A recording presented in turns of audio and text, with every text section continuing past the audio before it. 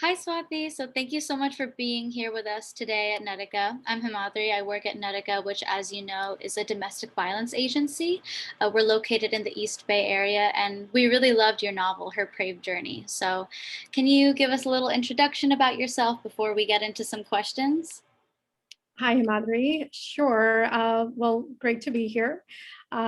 Sure. So, of course, my name is Swati Singh, and I am an author.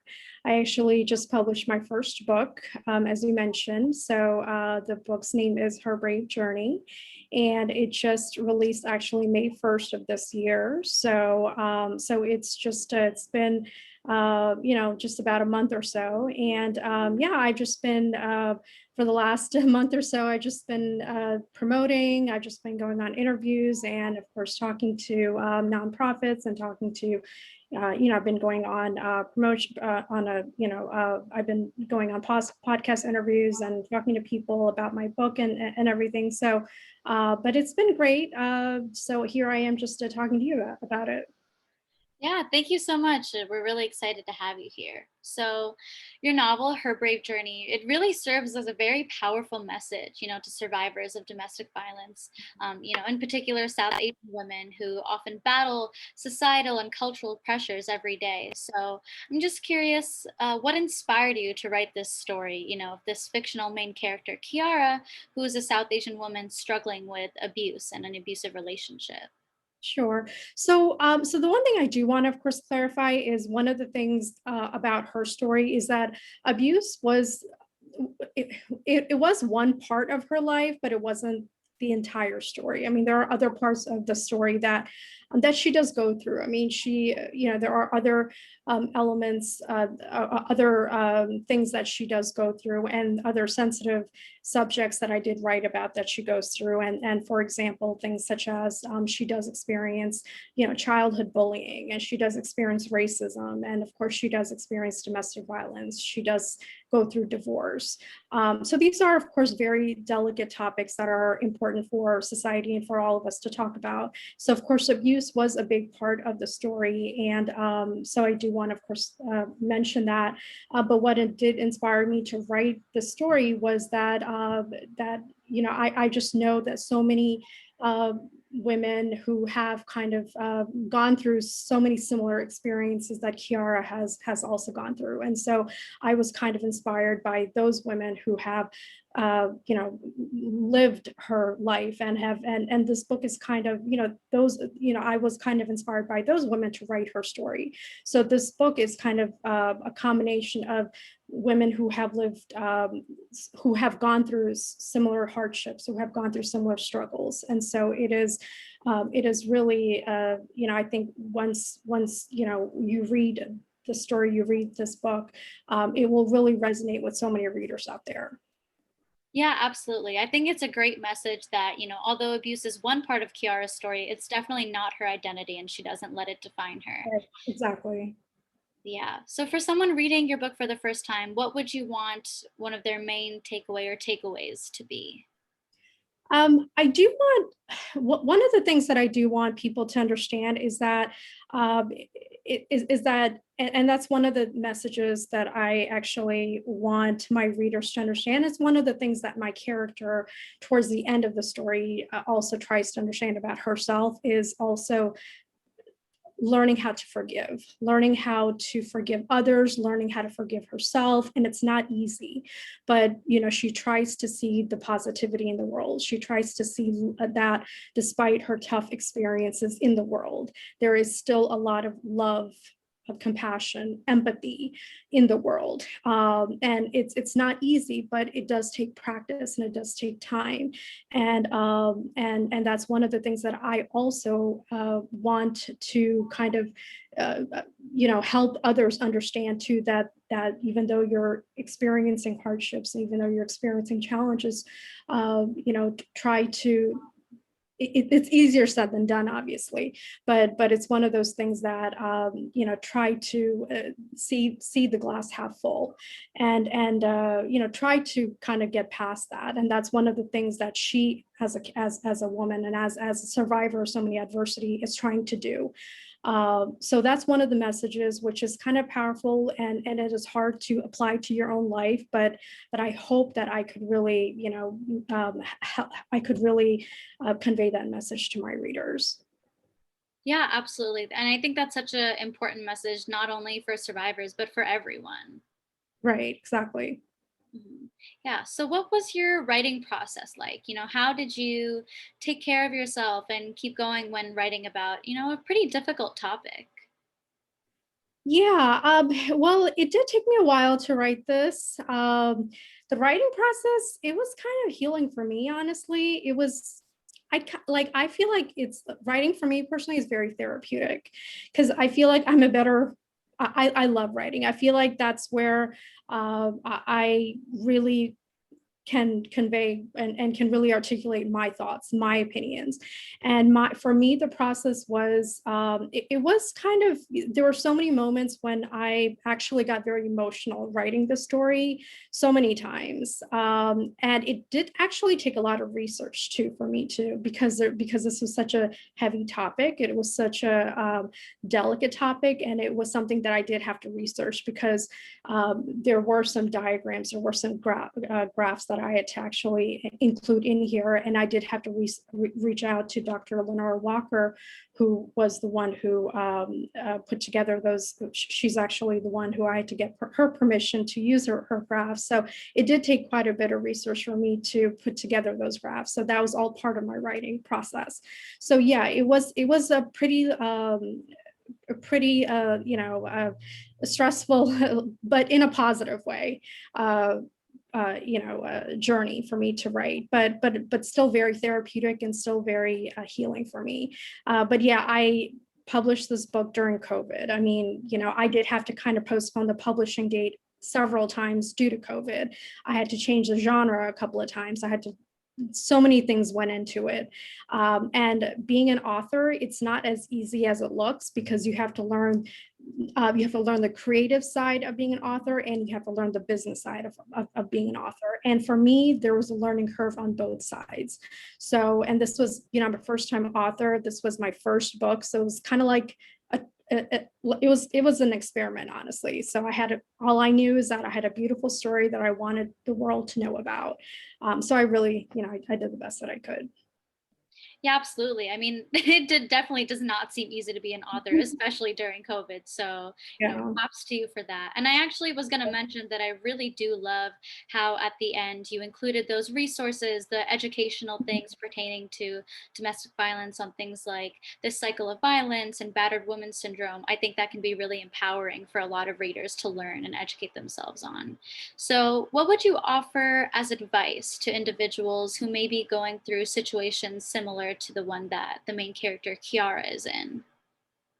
I would say, of course, definitely l- try to recognize some of the red flags if you feel like something isn't right in your intimate relationships. Try to recognize the red flags. I know, again, it is easier said than done, but I do know several people who have been in intimate relationships where they kind of ignored the red flags whenever they came up.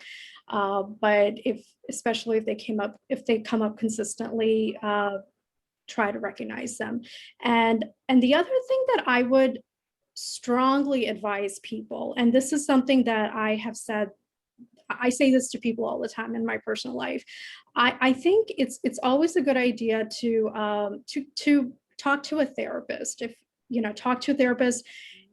I love. I really think it's a great idea to talk to a professional. To a counselor.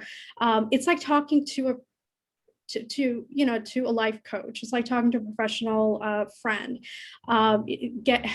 Getting that outside help, talking to somebody who is not your friend or your family, or isn't somebody who knows your history, doesn't know your partner's history.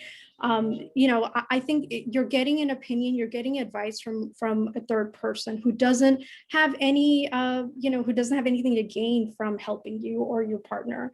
You're getting an opinion from somebody who has studied these issues, who has studied family, who has studied relationships.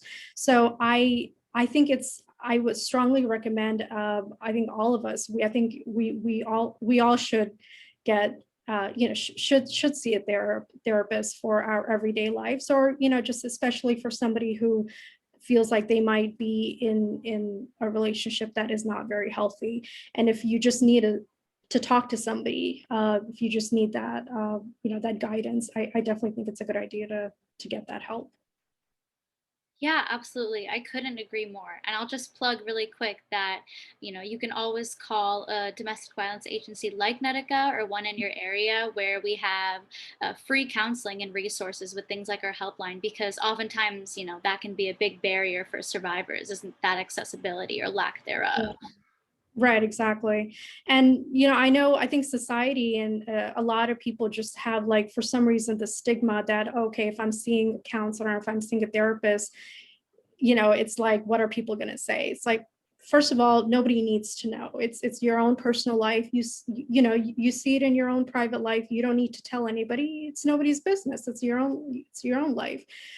Second of all, there's nothing to be ashamed of. There's no embarrassment in seeing a counselor or seeing a therapist. And I think it is so healthy. I advise everybody to get to see one. I think it can really help you make decisions. I actually know so many people who have really gotten out of unhealthy relationships and have turned around their lives, who have really,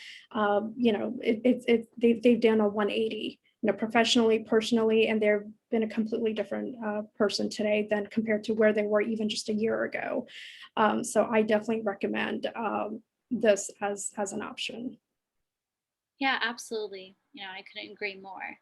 So, do you think, that as a society we've progressed culturally when it comes to things like our culture of violence and abuse, especially for South Asians and South Asian women? This is a real problem.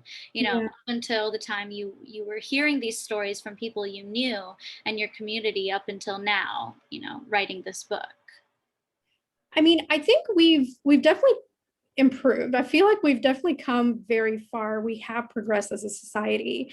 I feel like in today's time, and I do want to credit, let's say, if we're just talking about the South Asian culture, South Asian American culture, I do want to credit us as a society, as a culture.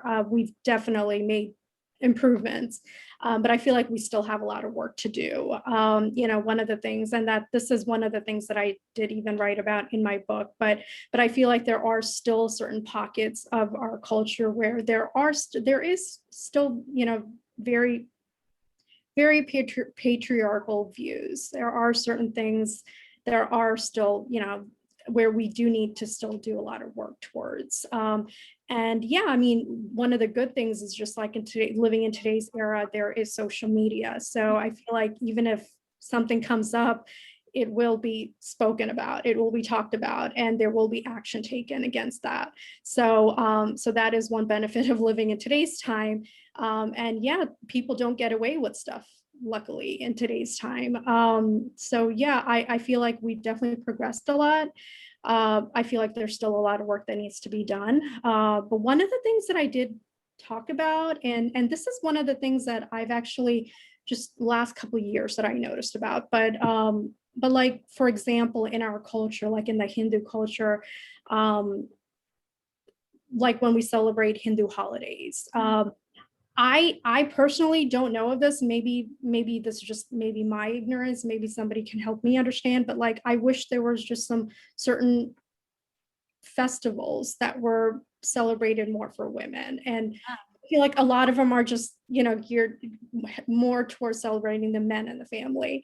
I wish there was a little bit more equality with that, for example. So I don't know too many, or I don't know any, honestly.